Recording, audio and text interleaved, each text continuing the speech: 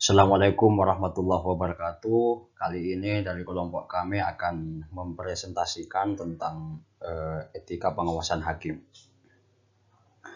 Jadi bicara tentang hakim, sebenarnya kita ketahui bersama bahwa hakim ini adalah suatu kekuasaan, maksudnya suatu kekuasaan negara yang merdeka untuk menyelenggarakan peradilan dan menegakkan hukum berdasarkan nilai-nilai Pancasila demi terselenggaranya konsep negara hukum di Indonesia. Begitu pentingnya Pancasila itu memiliki nilai-nilai yang sangat urgen dalam memberikan suatu kepastian terhadap hakim. Jadi teman-teman, pengadilan ini sebagai suatu pelaksanaan kekuasaan kehakiman itu juga sebagai salah satu unsur penting dalam sebuah negara berdasarkan hukum. Hanya saja pengadilan yang memenuhi kriteria mandiri, netral, dan kompeten yang dapat menjamin pemenuhan hak asasi manusia. Kemudian juga sisi lain dari seorang hakim itu adalah di samping sebagai profesi yang mulia, jabatan hakim ini juga penuh dengan risiko dan tantangan.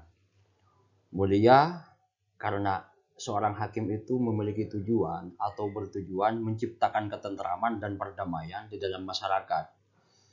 Seorang hakim itu atau jabatan dari hakim itu dianggap penuh dengan risiko karena di mana dunia itu akan memberikan atau akan berhadapan dengan mereka yang tidak puas dengan keputusannya.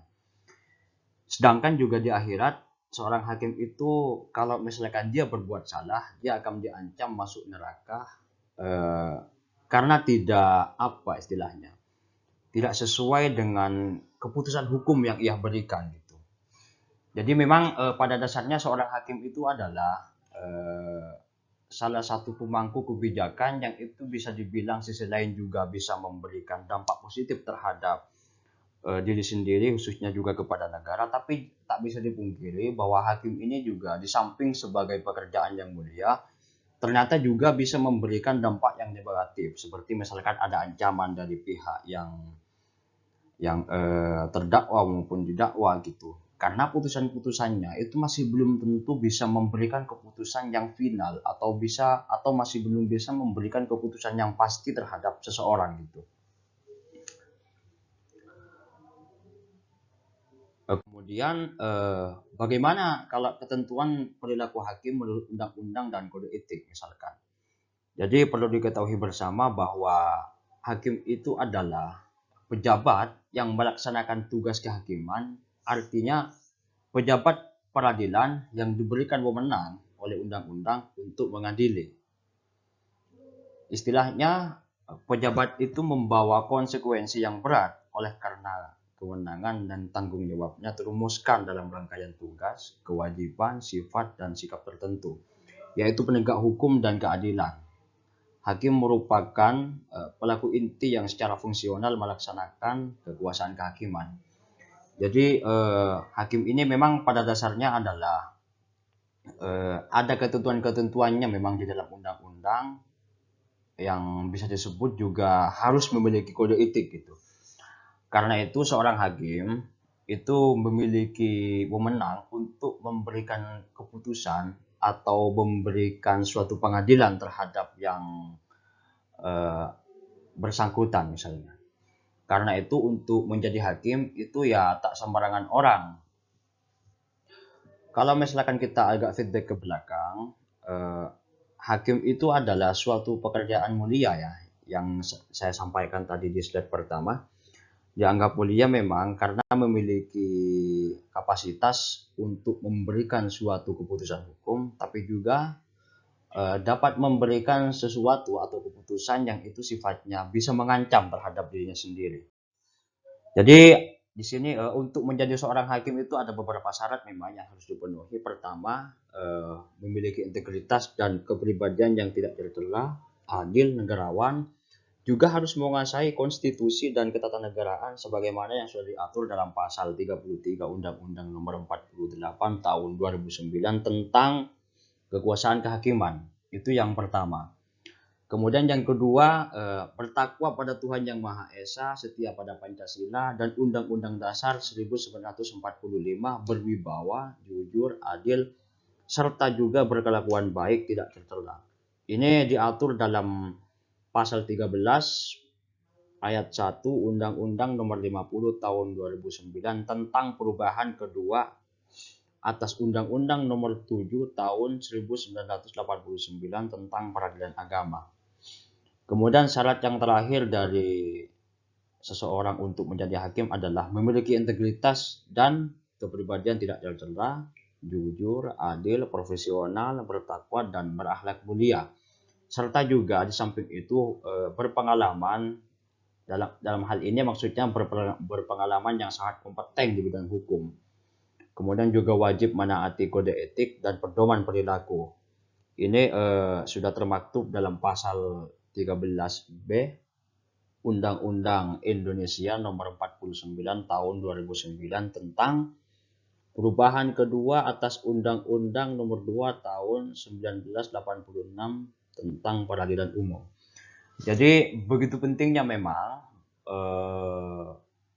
kita memperhatikan bahwa pada dasarnya tak semudah itu kita bisa menjadi seorang hakim.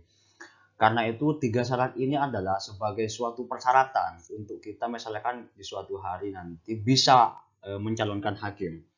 Karena memang hakim ini adalah pekerjaan, saya sampaikan lagi, yang itu adalah mulia, tapi sisi lain juga tetap mengandung atau bisa memberikan dampak negatif kepada kita diri sendiri gitu. Mahkamah Agung misalnya sebagai pengadilan negara tertinggi itu berhak melakukan pengawasan terhadap hakim. Akan tetapi MA ini juga bukan satu-satunya lembaga yang melakukan pengawasan, karena ada pengawasan eksternal yang dilakukan oleh Komisi Yudisial. Karena itu bukan lembaga satu-satunya, diperlukan kemudian kejelasan tentang pengawasan yang menjadi kewenangan MA dan pengawasan yang menjadi kewenangan Komisi Yudisial. Selain itu juga dalam rangka pengawasan diperlukan adanya harmonisasi hubungan antara MA dan KY. MA ini maksudnya Mahkamah Agung. Namun demikian ada banyak memang peraturan terkait tentang pengawasan terhadap hakim, baik itu dalam bentuk undang-undang hingga peraturan bersama yang dibentuk oleh MA bersama Komisi Yudisial.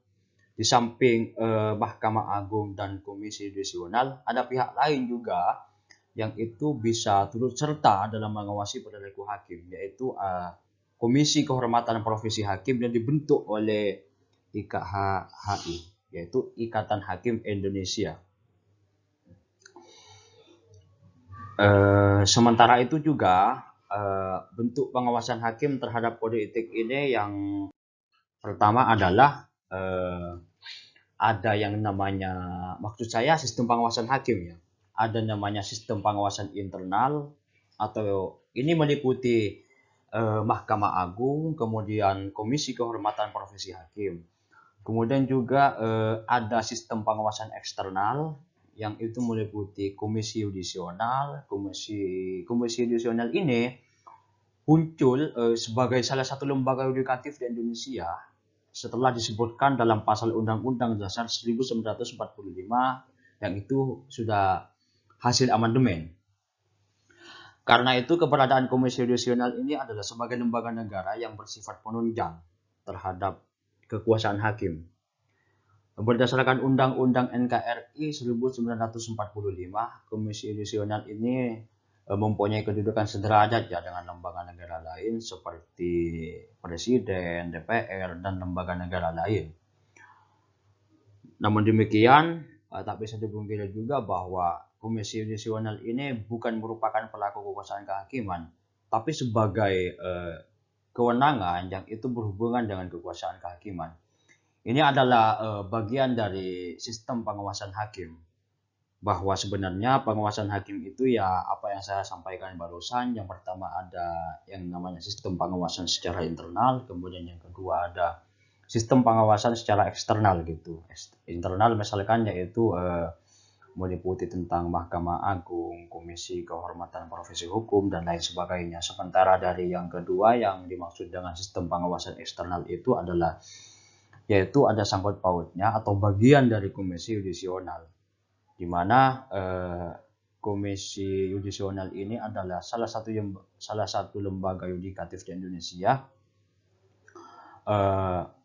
yang sudah teratur atau yang berada dalam pasal Undang-Undang Dasar 1945 yang itu sudah diamandemen.